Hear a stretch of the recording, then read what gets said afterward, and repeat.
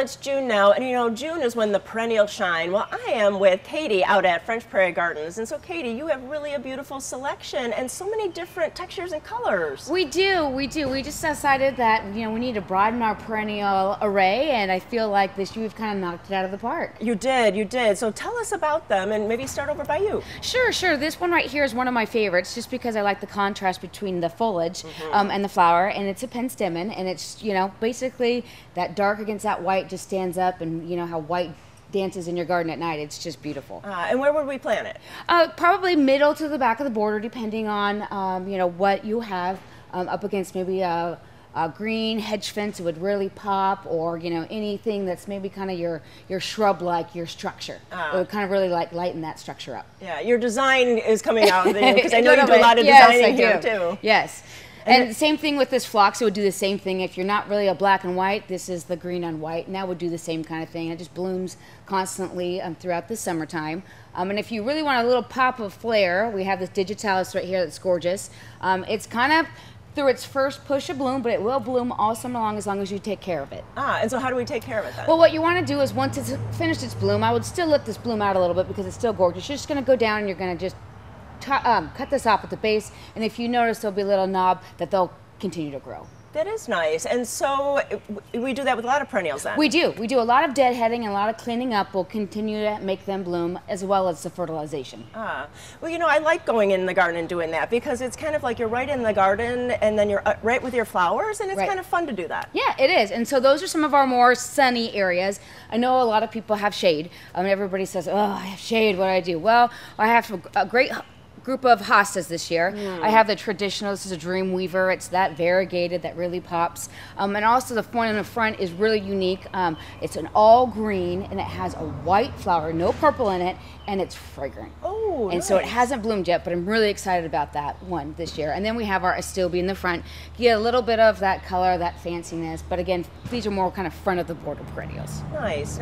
And then I see you have a favorite here, lavender. Oh, lavender. Everybody loves lavender. You have to have it. Brings in your pollinators, your bees, and it's just kind of a staple. And it's nice because the foliage does stay in the wintertime, so it gives you a little structure too, but it softens that. And then we have, you know, some of the favorites with Coreopsis, the little front of the border, some guara, which again will bring in some of those pollinators. And then if you're a cut flower fan, the delphiniums are just to die for. I remember my mom planting them and use them in arrangements, so it's kind of one of our family favorites. Nice, they're beautiful and so many different colors. Yes, I do have lots of different colors of those, so it's really nice. And you know, you're known for your baskets, so we couldn't not talk about baskets, so you have two beautiful ones. Yes, we do. So this is our shade lover. This is a straight fuchsia. We have several straight fuchsias left, and we are going to be putting them on sale this weekend, so if you guys need a basket, come on in. We have lots still. So this one is a part shade to no shade, so a little bit of morning sun would be great, but it can handle all day shade. And then the one over here, that's one of our favorites, our sun mixes, our 12-inch mixes. Got a mix of petunias, verbenas, dioecias, and you might kind of see that some of the flowers are looking like they're fading a little.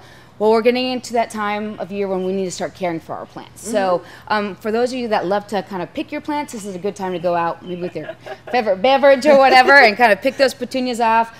For those of you that don't necessarily like to deadhead a lot, like me, because I did it as a kid, I just use this Jack's Triple 20.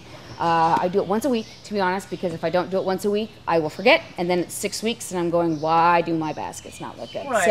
That constant fertilization is great on that one. And then for your fuchsia care, fertilization as well, but then once it starts to kind of form these little berries right here, you want to be picking them off so that it doesn't put all this energy into a seed production. It keeps flowering. Oh, perfect.